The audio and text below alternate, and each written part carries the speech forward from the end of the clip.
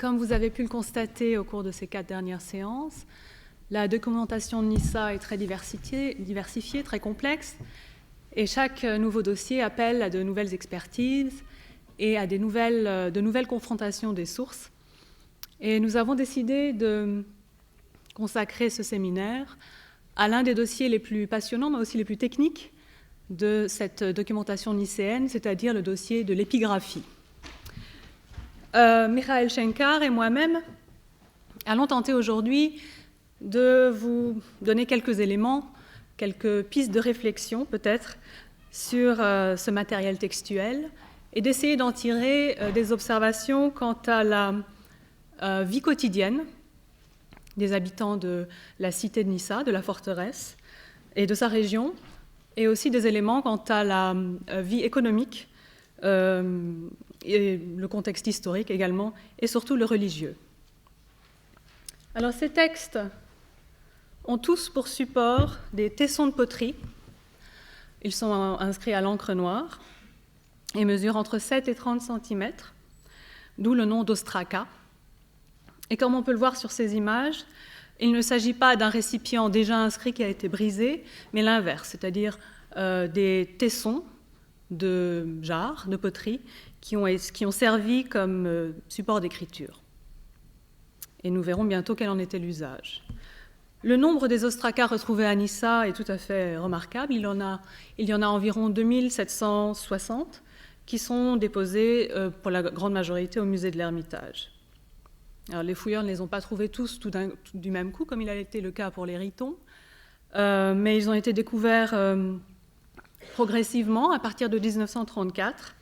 Puis dans le contexte des fouilles de Yutake, surtout sur le site de la nouvelle Nissa au début, puis à partir des années 50, c'est le site de l'ancienne Nissa qui en a révélé un très très grand nombre. Ce nombre a rapidement augmenté jusqu'aux récentes découvertes en 2006. Donc la grande majorité provient des fouilles de l'ensemble architectural nord, de ancienne Nissa, à l'est du bâtiment que l'on a appelé la trésorerie et dont France Grenet a longuement parlé la dernière fois. On a dégagé plusieurs locaux qui se sont avérés des celliers à vin. Il y a 9 entrepôts qu'on peut voir sur cette image. Et ces ostrakas constituent en réalité le reste, le rebut d'une ancienne archive, donc ce n'est pas une archive en soi, l'archive des rentrées de l'eau de vin à l'intérieur de ces entrepôts. C'est en réalité la seule documentation archivistique massive que l'on ait retrouvée en Asie centrale sur le site où elle était utilisée. Alors, ces tessons étaient utilisés comme des étiquettes posées sur le récipient ou apposées au récipient pour indiquer toute une série d'informations relatives au contenu du récipient dont on va bientôt parler. D'autres denrées sont mentionnées sur les ostrakas, des olives, le sésame, la farine et le blé aussi, mais 80% des ostrakas concernent le vin et le vinaigre. Ils commencent à être publiés très tôt par les frères Diakonov et par Vladimir Lifshitz, et dès le début des déchiffrements, une polémique apparaît à propos de la nature de la langue dans laquelle ces textes ont été écrits. Alors, je vais ouvrir une petite parenthèse épigraphique pour expliquer la nature de la polémique d'abord. Comme vous le savez, dans l'Antiquité, la frontière entre la langue et l'écriture n'est pas définie de la même manière qu'elle l'est pour nous. On peut écrire n'importe quelle langue avec n'importe quelle écriture, ou plutôt n'importe quel système graphique peut s'adapter avec plus ou moins de succès à une écriture donnée. Surtout si ce système graphique est conventionnel, normatif et qu'il est utilisé de manière officielle.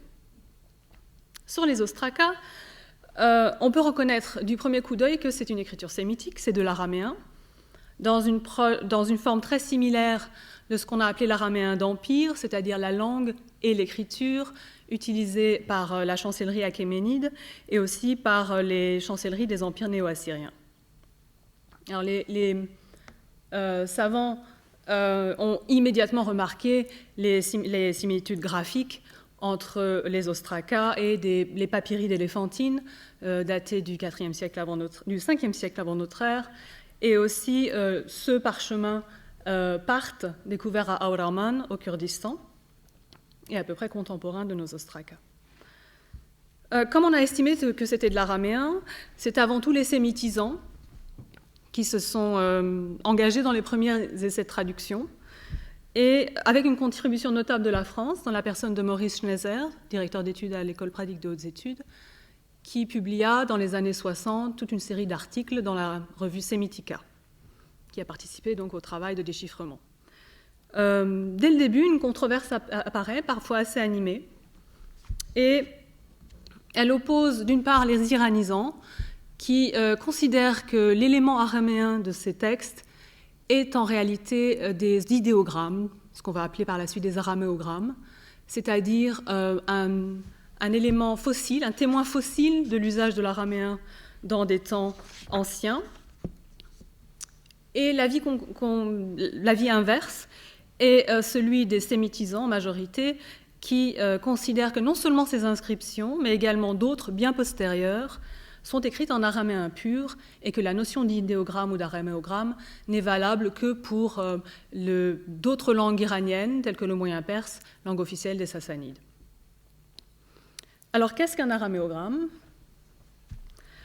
Sur ce document, cet ostraka dont j'ai translittéré et transcrit le texte, j'ai rendu en rouge les araméogrammes, en bleu tout ce qui n'est pas araméogramme, et en bas en jaune, j'ai transcrit l'équivalent phonétique en langue parthe, dans la langue iranienne parthe, c'est-à-dire la manière dont nous imaginons que le texte était lu. Il faut remonter à l'époque achéménide pour comprendre quel est ce phénomène et comment on en est arrivé là. L'araméen, imaginez que la langue de la chancellerie est l'araméen. Les documents écrits en araméen sont envoyés aux quatre coins de l'Empire. Ils sont réceptionnés par des secrétaires eux-mêmes araméens qui vont lire ce document et le traduire dans la langue vernaculaire de la région où ils habitent.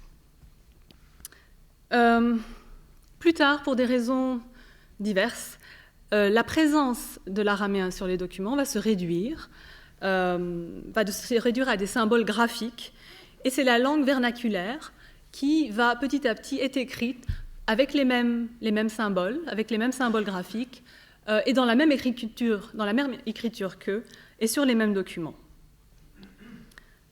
Ces symboles graphiques sont les araméogrammes que vous voyez ici en rouge. Il faut quand même attendre la fin des années 60 pour entériner définitivement l'idée que la langue des ostracas est bien une langue iranienne, la langue parthe, et qu'à l'instar d'autres langues iraniennes, comme le moyen perse ou d'autres langues moyennes iraniennes, utilisent l'écriture araméen et l'araméographie ou l'hétérographie de manière générale. Pourtant, cette documentation nicéenne a un caractère exceptionnel, puisque d'abord c'est le premier témoignage de la mise par écrit d'une langue iranienne dans cette écriture. Et puisque le plus ancien document date de 150 avant notre ère, le plus récent date de 13 avant notre ère. Et comme il s'agit de documents administratifs, économiques, la formulation est traditionnelle, elle est conservatrice, et donc il y a beaucoup plus d'araméogrammes que d'éléments typiquement iraniens. Comme on le voit ici, le parthe se réduit, on le verra un peu plus loin quand je rentrerai dans les détails, le parthe se réduit au toponyme, au nom de personne, au titre et aux fonctions administratives, aussi à quelques terminaisons verbales et à quelques particularités syntaxiques.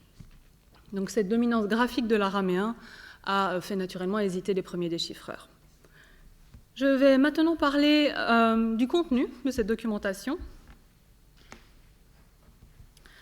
On distingue plusieurs catégories de textes, mais trois grands types se dégagent, avec plus ou moins de variations.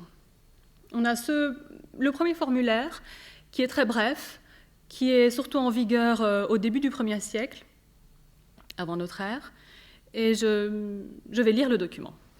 L'an 155 de l'ère arsacide, c'est-à-dire qu'on n'est plus dans l'ère séleucide n'est plus utilisée, dans cette jarre, du vin nouveau provenant du vignoble situé à Bærsporsjön. Donc la quantité de vin n'est pas indiquée, on a seulement l'année de production, le nom du domaine. Les Ostraca ont livré les noms de 25 domaines différents, les Dastgird en part, et de 33 vignobles. Seulement un des domaines a pu identifier à un site qui est encore visible dans le Turkménistan d'aujourd'hui. Un deuxième type de formulaire qui se normalise à partir des années 80 avant notre ère, qui est un peu plus détaillé. Cet exemple provient du même domaine, mais il a été écrit 10 ans plus tard. Dans cette jarre du domaine de Bærsporsjön, provenant d'un vignoble du type Uzbari, je vais commenter ce terme, 18 mares de vin livrées pour l'année 165, apportées par Varagnak, livreur de vin. Le terme technique Uzbari désigne un bien soumis à une taxe qui était prélevée sur les bénéfices annuels et qui était directement versée au trésor royal. C'est ce qui se rapproche dans le droit rural du métayage ou d'un bail de longue durée, où l'on verse un loyer en nature d'un montant variable. Ici, cette taxe en nature consiste en 18 mares de vin, le mar étant une unité de mesure qu'on connaît aussi à l'époque achéménide, en particulier dans les tablettes élamites retrouvées à Persépolis, sous la forme marish, et qui correspond à peu près à 9,30 litres. Et une autre unité de mesure qu'on rencontre dans les documents de Nissa, c'est le kabich, qui représente un quart du mar. Donc, la jarre sur laquelle était apposé ce document contenait 162 litres. Ce que vous voyez en bleu à l'écran correspond à une seconde main, un second scribe, qui apporte une précision en interlinéaire. Il précise que 7 litres ont été ajoutés depuis le stock du magasin. Alors, le motif de cet ajout n'est pas précisé, mais on peut imaginer qu'il correspond au remplissage de la jarre afin de la saturer et que le niveau maximal soit constamment maintenu. Franz Grenet m'a rappelé que cette pratique s'appelait l'houillage dans l'élevage de vin actuel. La même main, pourtant, va nous dire que cet houillage était tout à fait inutile, puisque ce n'est plus du vin que nous avons, mais 162 litres de vinaigre. Une autre information tout à fait unique que nous livre le matériel de Nissa est l'onomastique. Plusieurs centaines de personnes sont nommées, des fonctionnaires de l'administration et de l'armée, des gouverneurs locaux, des satrapes, des margraves, des dirigeants de forteresses. Un ostraca nomme même un roi et donne sa généalogie. Et puis on a le personnel de rang inférieur, des scribes, des selleurs, des vignerons et aussi des livreurs de vin. Alors tous ces noms sont extrêmement informatifs sur la typologie des noms propres à l'époque parthe et peut-être aussi, nous le verrons tout à l'heure, sur la religion des personnes qui portaient ces noms.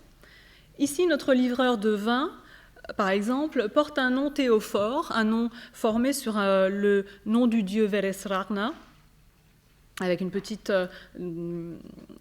déformation linguistique, dieu zoroastrien de la victoire. Nous reviendrons plus tard beaucoup plus longuement sur le caractère religieux des noms propres retrouvés dans les ostracas.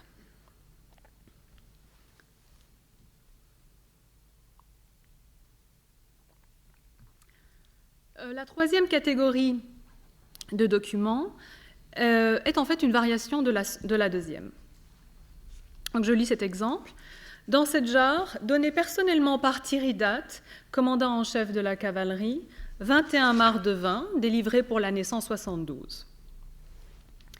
On a au total 8 documents concernant du vin donné par ce même Tiridate, soit un total de 1240 litres, provenant de 8 vignobles différents et pour le compte d'une même année. Donc ces chiffres déjà suffisent à nous indiquer qu'il s'agit d'un personnage important, d'un personnage qui administre un grand nombre de terres. Mais le document nous fournit également son titre. En effet, sur les ostracas, tous les noms des fonctionnaires sont suivis de leur titre officiel.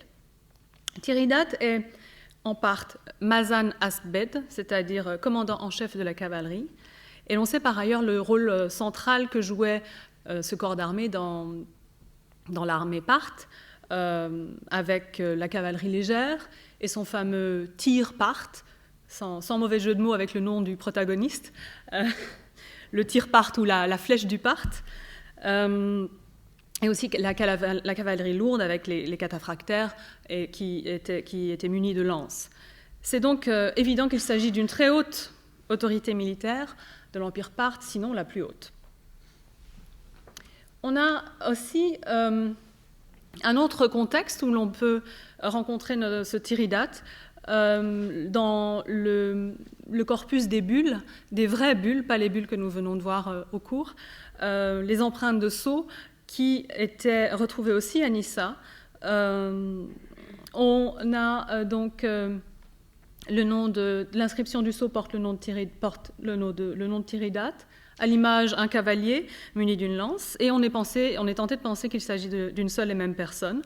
Surtout que ces bulles ont été retrouvées pour leur majorité au pied des portes des entrées, ce qui laisse entendre que les entrées étaient scellées par de très hauts fonctionnaires et pas seulement par des fonctionnaires locaux qui administraient les entrepôts.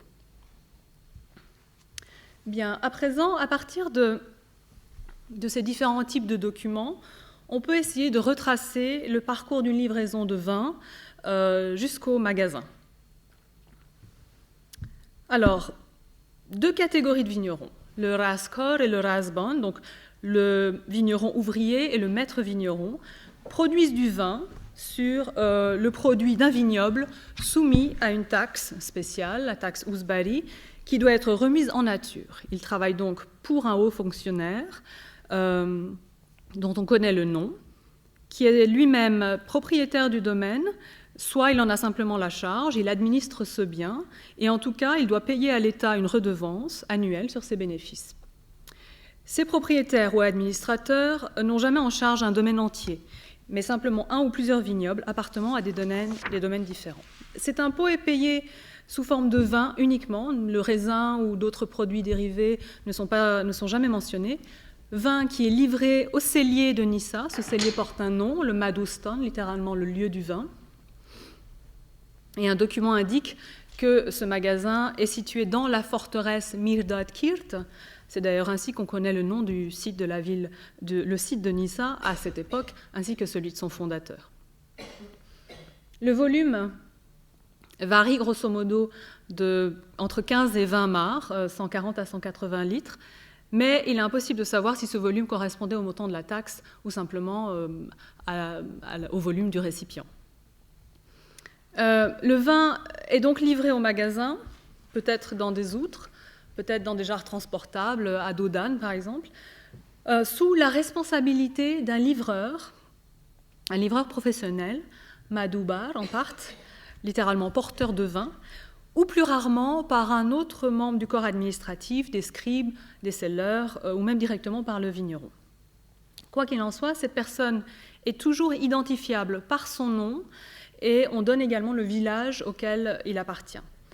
Donc ce type de précision et le souci du détail nous indique que le livreur n'est pas un simple portefaix, mais qu'il a aussi une fonction, un statut légal, une fonction juridique, et il doit être en mesure de prouver que la livraison a bien eu lieu, et on peut même imaginer qu'il repartait avec une copie du document qui était archivé par la suite. Le vin est versé donc dans une jarre. Il faut savoir que les celliers portaient des noms ou des numéros, et on notait précisément le nombre de jarres que chacun contenait, y compris quand les jarres étaient vides. Un premier scribe inscrit sur un tesson de poterie tous les renseignements nécessaires, la date, la quantité, la provenance, et éventuellement la qualité du vin, Nous savons qu'il y avait plusieurs types de vins qui étaient dans ces celliers, du vin jeune, vieux, du vin filtré, mélangé. Certains vins étaient transvasés. On a très peu d'indications sur la couleur, en tout cas jamais dans des termes rouge et blanc, mais plutôt du type vin de couleur claire. Enfin, le tesson est posé sur le récipient. Puis, un second scribe, plus tard, ajoute des clauses supplémentaires, des post-scriptum, qui correspondent à des constatations sur la transformation en vinaigre, comme on l'a vu, ou bien si le vin a été transvasé. Une autre formule se retrouve dans quelques documents que les éditeurs du corpus ont traduit « vin laissé par les échansons ». Peut-être pour indiquer que le vin n'était pas d'un assez grand cru pour être consommé lors des banquets royaux, ou plus probablement pour indiquer le lot que les échansons, indiquer un lot que les échansons pouvaient emporter s'ils le voulaient, mais qui était un excédent par rapport à ce qu'ils avaient pris.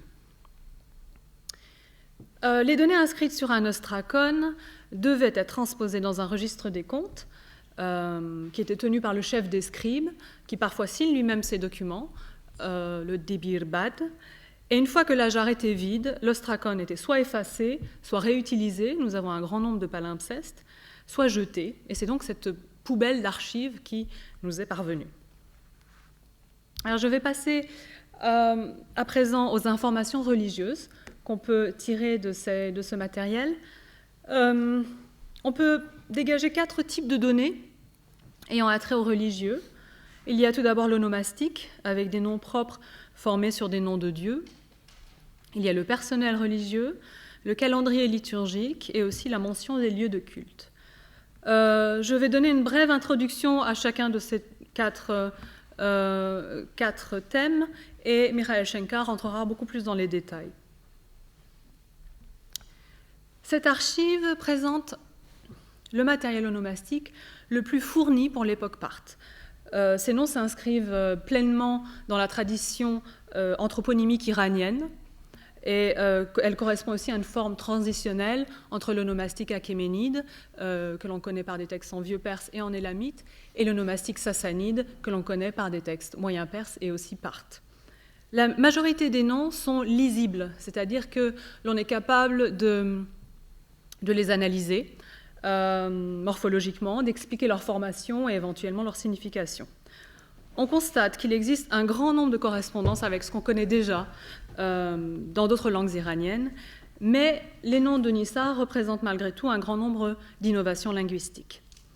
Avant de vous donner des exemples des noms propres théophores, j'en ai sélectionné quelques-uns qui n'ont aucune connotation religieuse pour pouvoir les comparer. D'abord les noms des rois parthes, Frahat, qui signifie le mérité, et Arashk, Arcès. Des noms basés sur des éléments concrets, comme Vardak, qui veut dire fleuri ou petite fleur, ou Aspinak, qui est une innovation onomastique parthe, puisque c'est une formation secondaire sur un composé à 2 membres, avec une dérivation suffixale, de l'ancien iranien Huv Aspa, qui a de bons chevaux.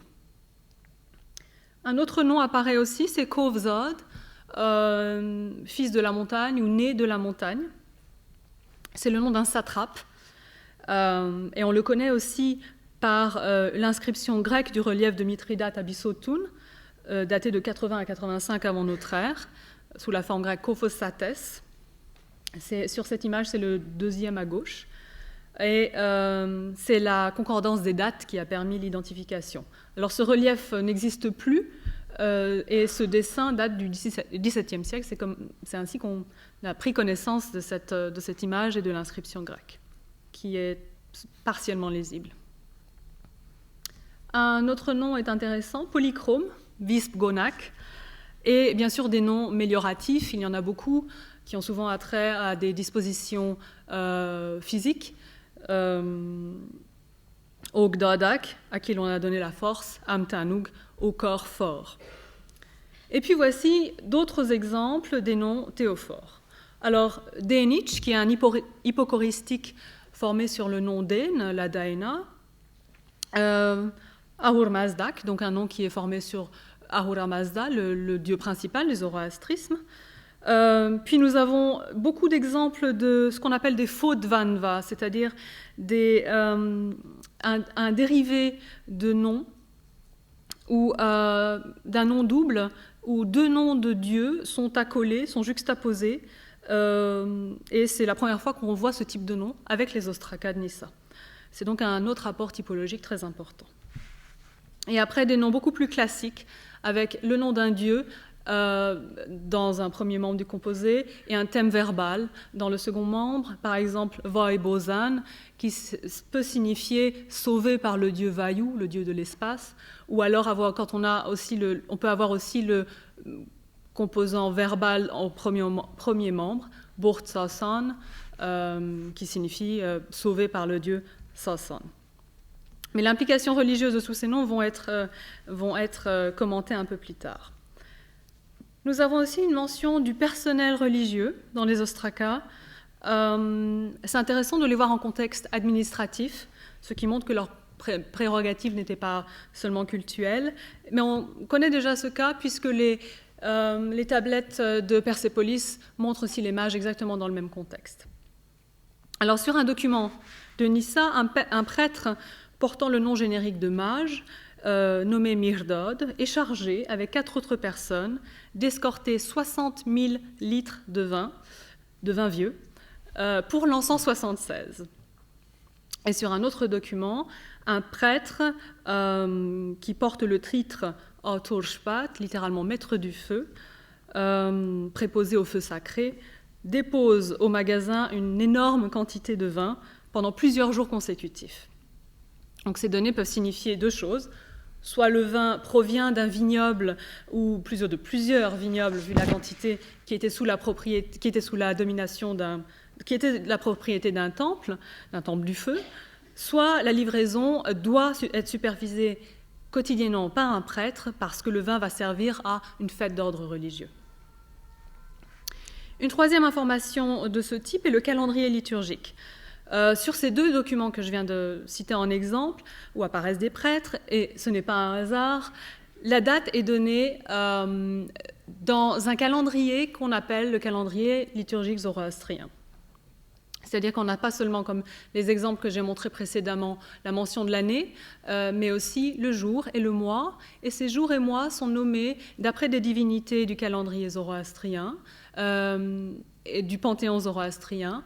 Et elles sont également c'est des jours et des mois qui sont dédiés à ces divinités. Et si la documentation de Nyssa est si importante pour nos études, c'est qu'elle correspond au tout premier témoignage que nous ayons de l'emploi du calendrier liturgique dans un contexte qui est clairement celui de l'agriculture et de la vie quotidienne. Alors la question qui va se poser pour l'époque parthe, c'est est-ce que ce calendrier religieux est employé réellement pour ce qu'il est, c'est-à-dire pour un hommage quotidien à chacune des divinités du panthéon avestique, ou alors un simple outil pour mesurer le temps, et dont les Parthes auraient simplement hérité. En d'autres termes, pour certains, le calendrier des ostrakas ne suffit pas à prouver que Nyssa était une ville zoroastrienne.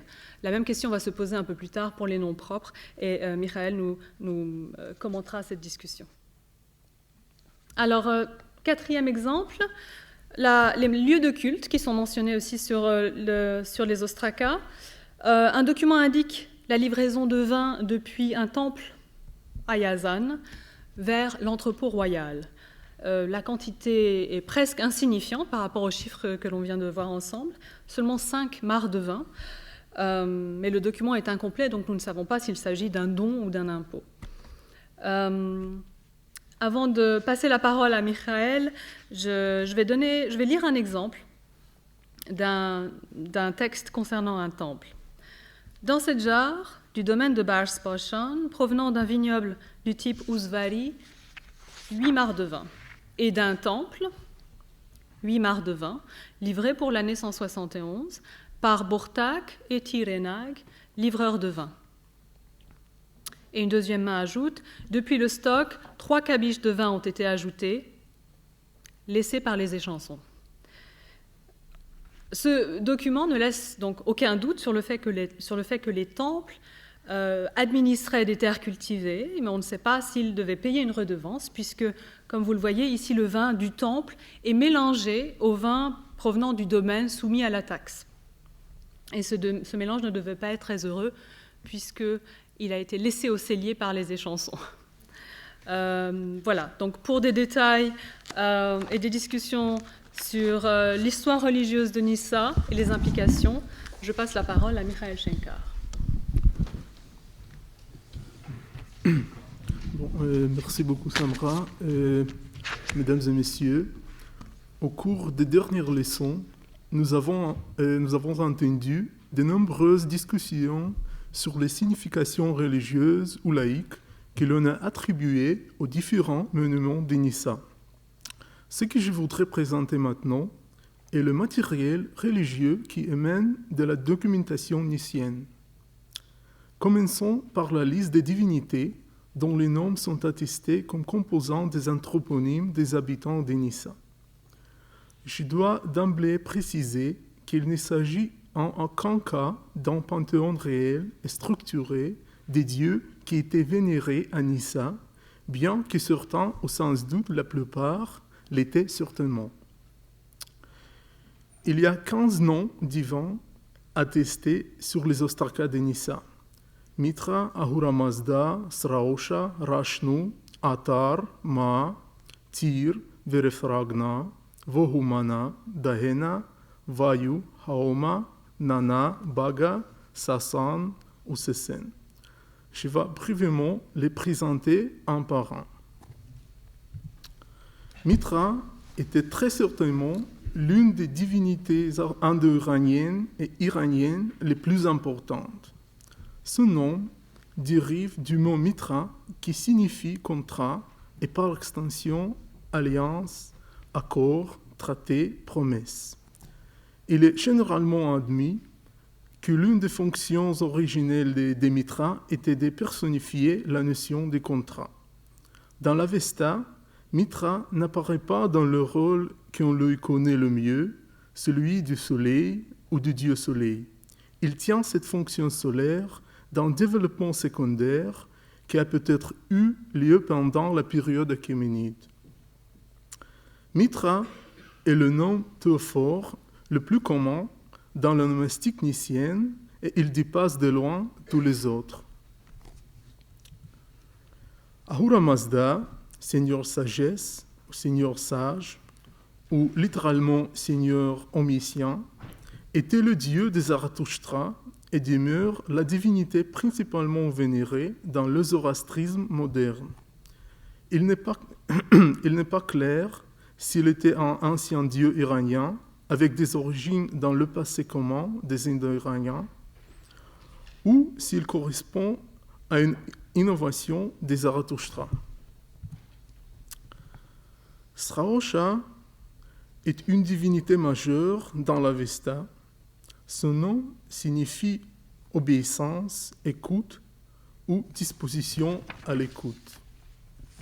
Il existe certaines indications textuelles qui laissent supposer que Sraosha serait une création avestique plutôt qu'une ancienne divinité de la tradition indo-iranienne. Les écrits zoroastriens l'associent à l'acte de la prière. Il sert en effet de médiateur entre le monde immatériel et le monde matériel et agit également en tant que message divin. Rashnu est le Yasata avestique du jugement, dont le nom signifie juge, celui qui rend justice, ou celui qui rend droit, qui sectifie. La tradition zoroastrienne l'associe étroitement à Mitra et lui confère un rôle majeur dans le jugement des âmes. Haoma est la personnification de la plante rituelle, le Haoma, soma indienne, employé dans le sacrifice zoroastrien et pressuré au cours du grand rite du Yasna. C'est aussi un dieu important dans l'Avesta et dans les textes zoroastriens postérieurs. Atar est à la fois le dieu de feu et sa manifestation visuelle. On pense en général que son culte dérive de la vénération du foyer domestique par les peuples indo-européens. C'est en tant que fils d'Ahura Mazda qu'on s'adresse à lui dans l'Avesta. Ma est le dieu lune et un des dieux les plus populaires et les plus fréquemment représentés dans l'art iranien et centre-asiatique. Tyria, ou Tyr, est initialement le dieu de la planète Mercure et d'une origine incertaine. Probablement, dès la période achéménide, il a été identifié au dieu iranien Tishtria, divinité importante du panthéon avestique et dieu de l'étoile Sirius, l'étoile du grand chien, qui faisait sans doute déjà l'objet d'un culte chez les Indo-Iraniens ou même déjà chez les Indo-Européens. Dans l'Avesta, Tishtria est spécialement associé à l'eau et à la pluie, et comme il était également assimilé à l'étoile Sirius, il est comparé à une flèche. Vayu est avant tout un dieu atmosphérique, mais il a aussi été associé au souffle vital des êtres vivants. Dans l'Avesta, il prend l'aspect d'un dieu guerrier, belliqueux et implacable. Dans les documents d'Enissa, un domaine et un vignoble portent son nom. Vahumana est un des 6 Ameshaspenta. Il apparaît dans l'Avesta à la fois comme une abstraction et comme une entité concrète, le protecteur et le patron des animaux bénéfiques, notamment du bétail.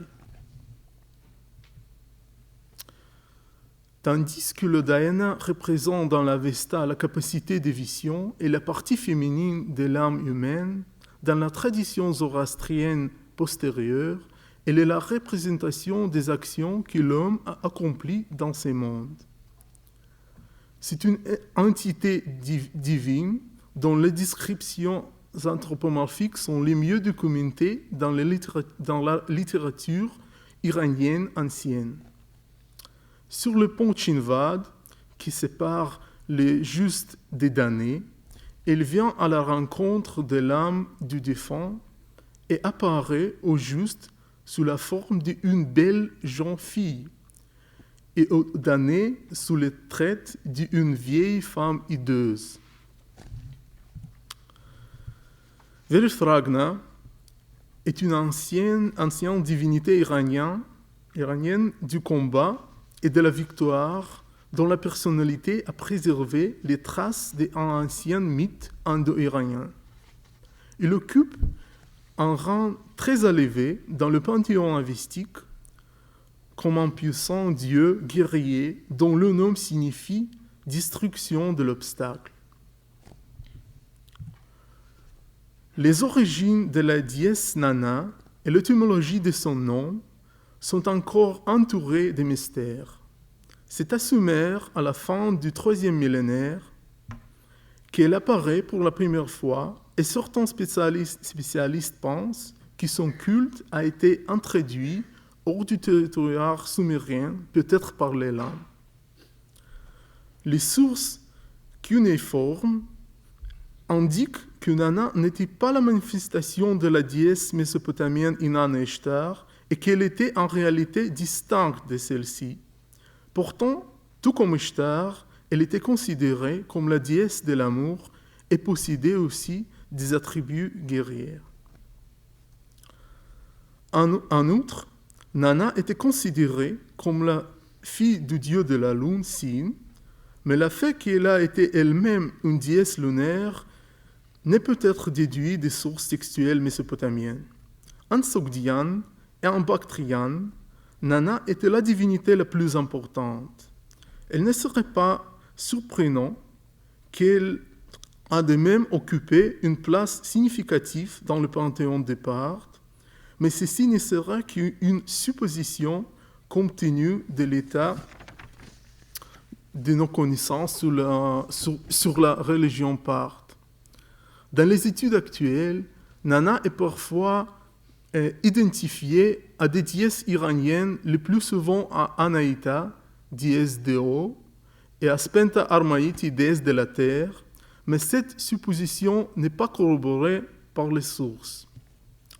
Baga.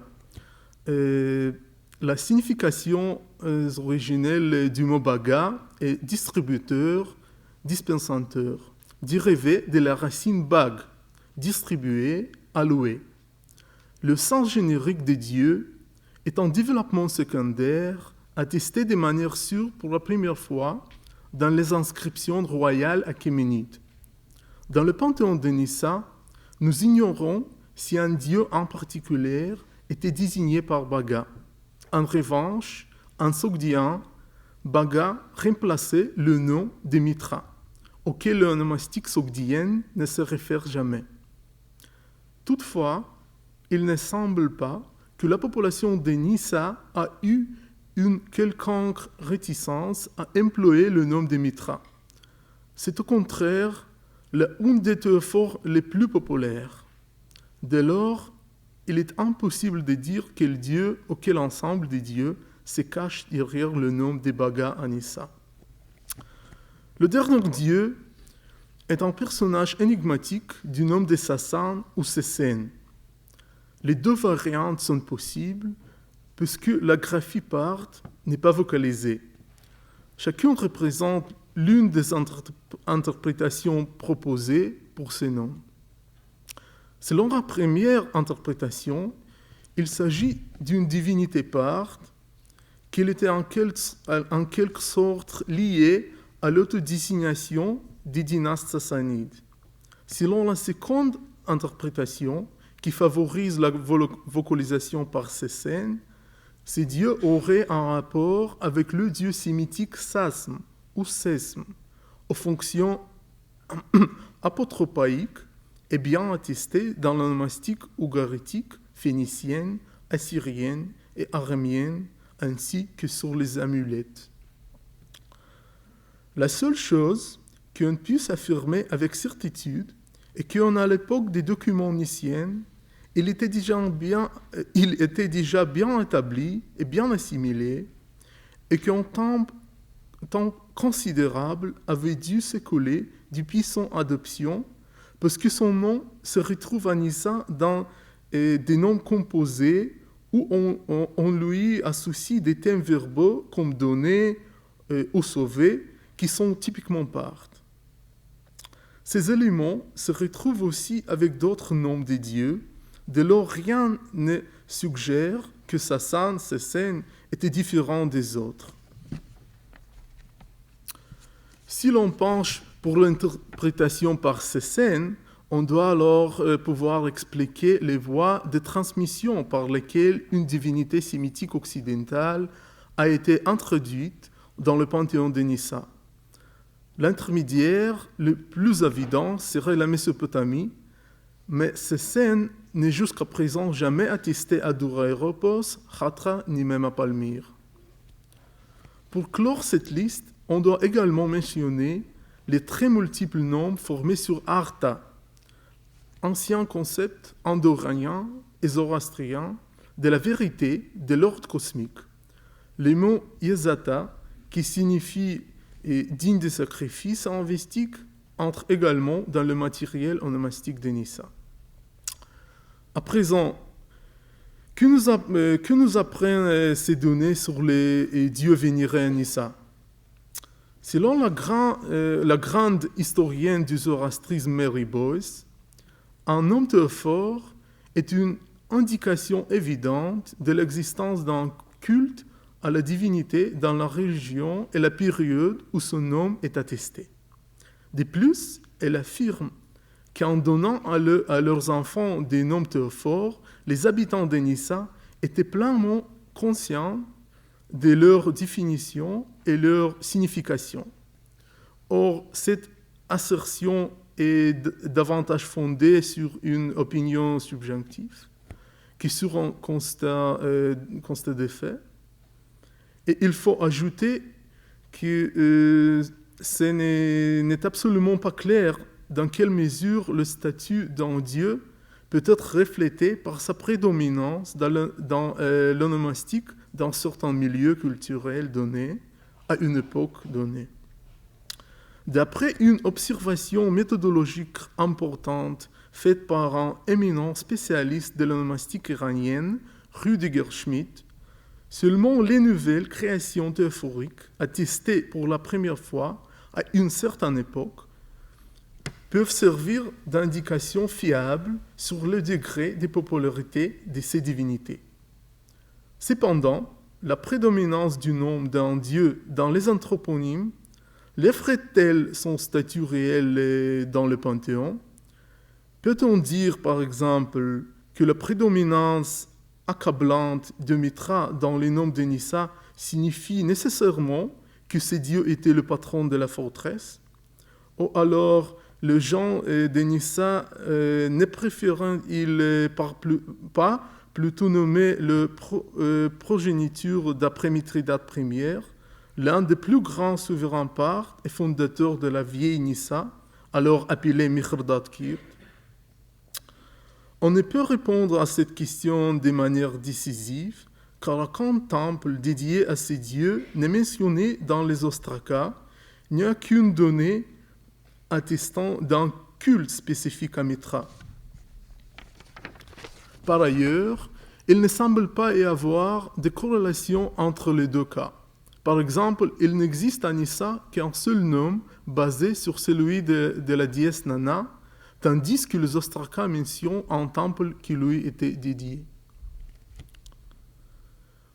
Quoi qu'il en soit, les dieux qu'on trouve dans les théophores nissiennes ne doivent probablement pas être pris comme une liste des dieux faisant obligatoirement l'objet d'un culte propre et des rites établis. Ils nous fournissent néanmoins une indication précieuse sur l'atmosphère religieuse présente à Nissa. Sur les 15 dieux, 11 sont clairement iraniens et bien connus par les traditions zoroastriennes. Parmi les 4 restants, Nana et Tyr, bien que d'origine non iranienne, n'étaient certainement pas considérés par les habitants de Nissa comme des divinités étrangères. Baga est aussi probablement un titre pour désigner un dieu iranien. Mais doit-on appeler tous ces dieux zoroastriens et en déduire avec Mary Boyce que la population de Nissa était sans aucun doute zoroastrienne, ou plutôt se rallier à Rüdiger Schmidt, qui préfère voir dans ces noms théophores simplement des noms iraniens, non nécessairement zoroastriens. Je n'ai pas le temps ici de rentrer dans ces débats complexes, ni même d'esquisser la problématique historique concernant la croyance que nous appelons aujourd'hui le zoroastrisme. Le zoroastrisme moderne, comme nous le savons, dérive clairement de la variante de la religion iranienne dont la formulation finale et canonisée date seulement de la période sassanide ou même post-sassanide. Nous sommes dans l'ignorance presque totale quant aux étapes de développement et de transformation du zoroastrisme en une religion dominante dans l'Empire sassanide, et nous ne savons pas plus dans quelle mesure les pratiques religieuses et les croyances de cette période reflètent celles des époques antérieures. En réalité, une des difficultés majeures est l'absence d'un ensemble distinct de critères pour définir ce qu'est le zoroastrisme et que l'on pourrait appliquer aux sources religieuses de l'Asie centrale ou d'Iran ancien. On a le sentiment qu'en l'absence de ces critères, le débat sur le fait que les Parthes furent ou non des Zoroastriens n'est qu'une guerre des mots et n'aide en rien à notre compréhension du matériel religieux observable. Il n'y a aucun mal à appeler les dieux de Nissa zoroastriens tant que l'on approche cette documentation sans idée préconçue et sans essayer de faire correspondre systématiquement chaque donnée de la religion parthe avec le cadre restrictif des sources zoroastriennes perses des périodes plus tardives. Les résultats seraient identiques si l'on traitait la matière religieuse des Nissa et la religion zoroastrienne comme deux variantes très proches à l'intérieur de la vaste tradition religieuse par-iranienne. Bon, je propose d'arrêter maintenant et continuer la prochaine fois.